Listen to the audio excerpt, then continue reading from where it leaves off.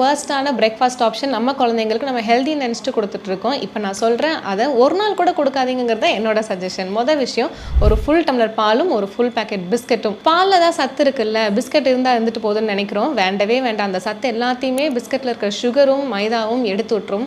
So அது ஒரு காம்பினேஷனாக விற்காதீங்க. அதுக்கு பதிலாக ஒரு ஃபுல் டம்ளர் பாலும் அதில் கொஞ்சம் மஞ்சத்தூள், பெப்பர், கரும்பு சக்கரை போட்டு கொடுத்துட்டு ஒரு 2 வாழைப்பழம் இல்லைன்னா ஒரு வாழைப்பழம் நம்ம பிரேக்ஃபாஸ்ட்டாக கொடுத்து அனுப்பலாம். ரெண்டாவது வந்துட்டு சப்பாத்தி ஜாம். நான் சொன்ன மாதிரி ஜாம் வீட்டிலே வச்சுக்காதீங்கன்னு சொல்லியிருந்தேன். சப்பாத்திக்கு வந்துட்டு ஜாம் போட்டு தட்டுறதுக்கு பதிலாக அதே டைம் தான் ஒரு 2 நிமிஷம் ஒரு 3 முட்டை போட்டு புர்ஜி பண்ணிட்டு சப்பாத்தி முட்டை நல்லா உள்ள வச்சு கொடுங்க. அது ஒரு சூப்பரான ஆப்ஷனாக இருக்கும், ஹெல்த்தியாகவும் இருக்கும். பிரெட் பட்டர் ஜாம், இதுவும் ரொம்ப வேர்ஸ்டான ஒரு காம்பினேஷன். அதுக்கு பதிலாக நீங்கள் நார்மல் பிரெட்டை யூஸ் பண்ணிட்டு ஒரு பிரெட் ஆம்லேட்டாக போட்டு நடுவில் ஒரு வெள்ளரிக்காய், தக்காளி, கார்ன், சும்மா ஒரு ஆனியன் இந்த மாதிரி வச்சு ஒரு சாண்ட்விச்சாக கொடுத்தீங்கன்னா ரொம்பவே ஒரு ஹெல்தி ஆப்ஷனாக இருக்கும். ஸோ நான் சொன்ன இந்த 3 காம்பினேஷனும் ஒரு நாள் கூட கொடுக்காம இந்த 3 காம்பினேஷன் நீங்கள் கண்டிப்பாக ட்ரை பண்ணுங்கள்.